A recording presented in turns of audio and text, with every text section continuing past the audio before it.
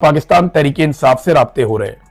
ये मैं चाहता हूं कि जो राणा सनाउल्लाह ने एग्जैक्टली कहा वही मैं आपको पढ़ के सुनाऊं, ये इंपॉर्टेंट है चीज।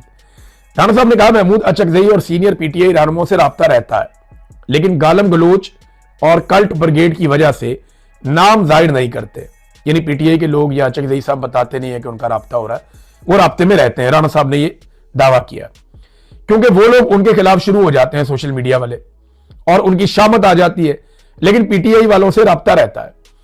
देखिए, पॉलिटिकल लोगों का राब्ता रहना बहुत अच्छी बात है। मैंने कई मरतबा कहा कि बदतरीन सियासतदान या चोर डाकू सारे मिलकर भी अगर मिलिट्री एस्टेब्लिशमेंट को उसके आईनी किरदार में वापस धकेल देते हैं ना, तो यह पाकिस्तान की बहुत बड़ी कामयाबी है। इमरान खान ने नवाज शरीफ को मौका दिया था कि वो जमहूरियत को चुन ले, लेकिन आज से कुछ अर्सा पहले नवाज शरीफ ने जमहूरियत की बजाय आसिम मुनीर साहब को चुन लिया और अब वो वही कर रहे हैं। अपने बैनर्स और पोस्टर्स के ऊपर भी आसिम मुनीर साहब का फोटो लगाते हैं। तो वो जूतों के तस्मों के साथ लटक गए बेचारे, जूते पॉलिश करने में लग गए हैं। तो वो रास्ता उन्होंने खुद चुना है। इमरान खान ने इन्हें पूरा मौका दिया था जमहूरियत के लिए, और ये मौका हमेशा रहना चाहिए। सियासतदान बातचीत ही करते हैं, बंदूकें नहीं चलाते होते।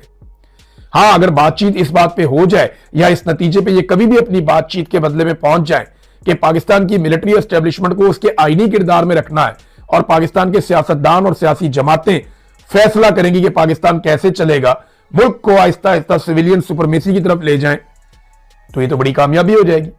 ये होना चाहिए। राब्ते बुरी बात नहीं है, लेकिन बंदर बांट जो है वो ठीक नहीं है, लोगों को उससे तकलीफ होती है। नाज़रीन, पाकिस्तान तहरीक इंसाफ ने एक बड़ा शानदार किस्म का कंपैरिजन दिया है। ये कंपैरिजन मैं आपके सामने रखता हूं, और ये एक वीडियो उन्होंने जारी की है, बड़ी इंटरेस्टिंग वीडियो है। इसमें पहले पेज के ऊपर इन्होंने इमरान खान साहब और आसिम मुनीर साहब का फोटो दिखाया, 2022 और 2025 लिखा, फ्रॉम बूम टू बस्ट, यानी कहां ऊंचाई से नीचे गिरावट की तरफ ले गए पाकिस्तान को। आसिम मुनीर साहब ने वैसे जुलाई 2023 में कहा था कि एक आधे साल में पाकिस्तान को, मुस्तकबिल को, वो पता नहीं मईशत को कहां ले जाएंगे, लेकिन एक साल के बाद पाकिस्तान डिफॉल्ट के दहाने पे खड़ा था और आज पाकिस्तान की मईशत तबाही और बर्बादी की एक दास्तान है। 2.5 साल गुजर गए, उनके वादे को कुछ नहीं हो सका। अब ये जरा आदादो शुमार देखिए। जीडीपी इमरान खान साहब के दौर में 6.2% तक गया, आज 2025 में 3.3% तक, यानी लगभग 47% इसमें कमी आई है।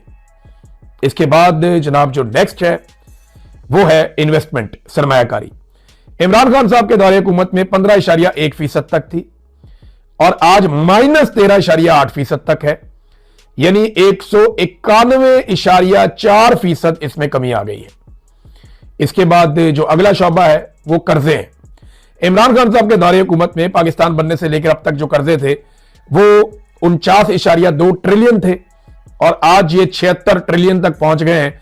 यानी पाकिस्तान बनने के बाद से लेकर अब तक जिस तरह पाकिस्तान ने कर्जे लिए थे उससे कई गुना ज्यादा रफ्तार से इस हुकूमत ने कर्जे लिए हैं और 55% ज्यादा कर्जे ले लिए। अच्छा जी, अब इसमें आ गया बेरोजगारी। बेरोजगारी इमरान खान साहब के दौरे हुकूमत में 5.26% थी और आज बेरोजगारी 7.1% है, जो कि 35% बेरोजगारी में इजाफा है। फिर जनाब गुर्बत का रेट, यानी 17.1% लोग गुर्बत की लकीर से नीचे थे इमरान खान साहब के दौरे हुकूमत में, आज 45% लोग गुर्बत की लकीर से नीचे हैं। 163.2% इजाफा हुआ गुर्बत में, यानी दुगने से भी ज्यादा गुर्बत पाकिस्तान में हुई है। इसके बाद जनाब जो अगला उन्होंने डाटा जारी किया, ये तस्वीर आप साथ साथ देखते रहे, ये बता रहे हैं जी बिजनेस और इन्वेस्टमेंट में बहुत सारी जो कॉन्फिडेंस ही खत्म हो गया, बहुत सारी कंपनियां पाकिस्तान छोड़ के चली गई है। सारी कंपनियों की उन्होंने लिस्ट दी हुई है।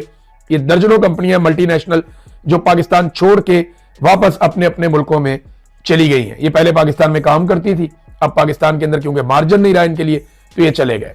महंगाई इमरान खान साहब के दौरे हुकूमत में ज्यादा से ज्यादा 12% तक गई। 2024-25 में ये 30% तक भी पहुंच गई, इससे ऊपर भी गई थी। 150% तक का इन्होंने महंगाई में इजाफा किया है।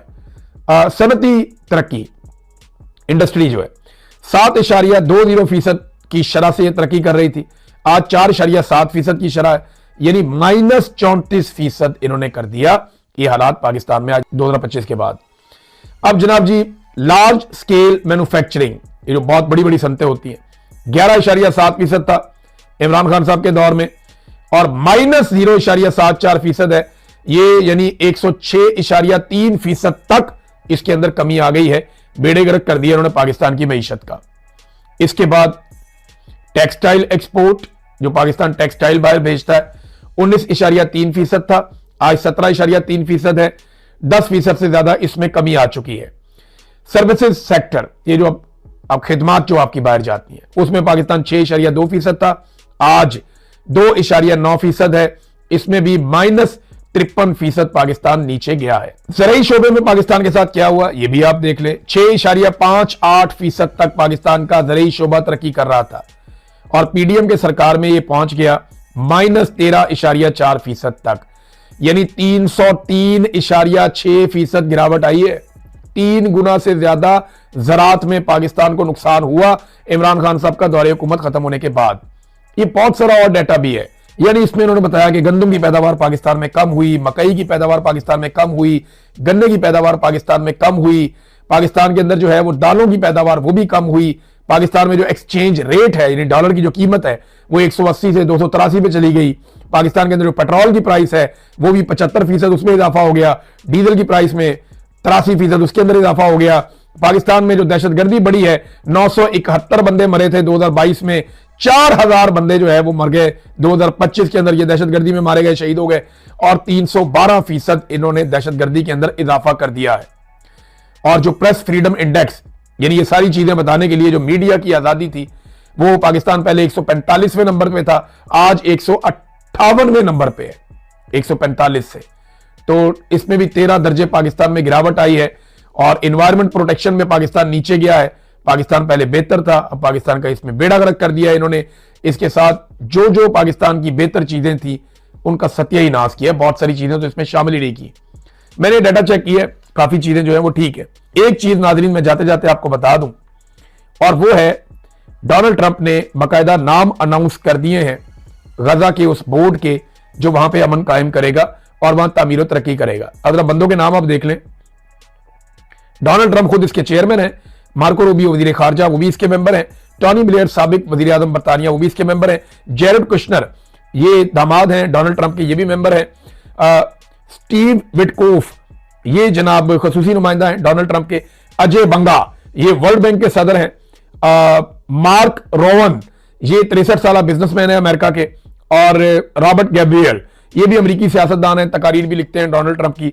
तो ये सारे लोग हैं जो उसके अंदर शामिल हैं। और साथ ही साथ इन्होंने एक बैनुल-अक़वामी इस्तेहकाम फोर्स जो है, स्टेबलाइजेशन फोर्स, जिसमें पाकिस्तान और इंडोनेशिया की फौजों को भी जाना था, उसका सरबराह बना दिया एक अमेरिकी जनरल जैस्पर जेफर्स को, यानी ये भी अब अमेरिका की कमांड के अंदर चला गया।